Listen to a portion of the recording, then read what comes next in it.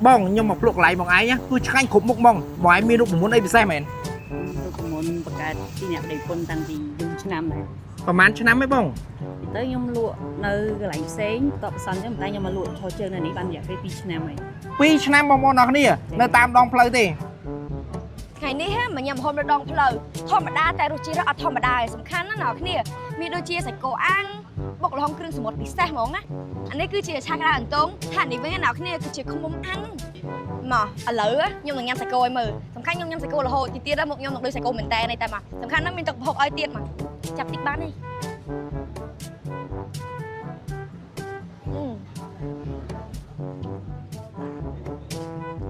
សាច់គោក៏ឆ្ងាញ់ណាស់គ្នាវានៅរៀង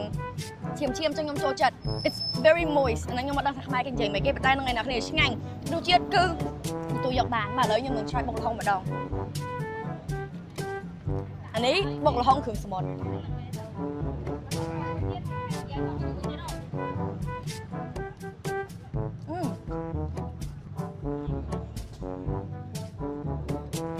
្នកគ្នាឆ្ងាញ់តែហឹល បងមានលក់មុខម្ហូបអីខ្លះ មានលក់ច្រើនបងហូបកំង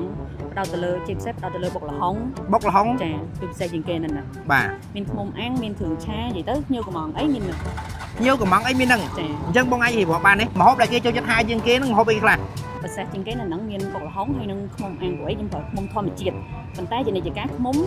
វាអត់ទៀងទេព្រោះអីយើងប្រើជាខ្មុំធម្មជាតិថ្ងៃណាមានក៏សបោខ្លាំងទៅថ្ងៃណាខ្សត់ក៏ខ្សត់ទៅហ្នឹងណា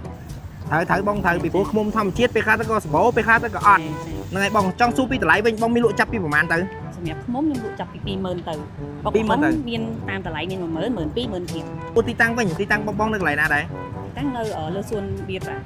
លើស៊ូមមីប្រៃ ចា ហើយសម្រាប់អតិថិជនដែលគាត់មកកន្លែងហ្នឹងបងបើពីម៉ោងប្រហែលដល់ម៉ោងប្រហែល តែខ្ញុំបើកចាប់ពីម៉ោង 6 រហូតដល់អត់ភ្ញៀវជួនកាលថ្ងៃខ្លះក៏ម៉ោង 3 ភ្លឺ 4 ភ្លឺ ម៉ោង 6 ល្ងាចទៅបងបើកឯណា ចា ដល់ម៉ោង 4 ភ្លឺ 3 ភ្លឺ ចា អូអ្នកទាំងអស់គ្នាអាចសល់ហើយសល់អីមកដាក់កន្លែងគាត់បានខ្មុំអាំងបងប្អូនអរគ្នានេះអូយតំណអត់នៅក្នុងវីដេអូមហាមាត់អបបងប្អូនអរគ្នាហ្វេវរិចរបស់ខ្ញុំអន្ទង់ឆាក្តៅនេះអ្នកទាំងអស់គ្នាណូហ៎ឲ្យមកសាច់ទុំនេះ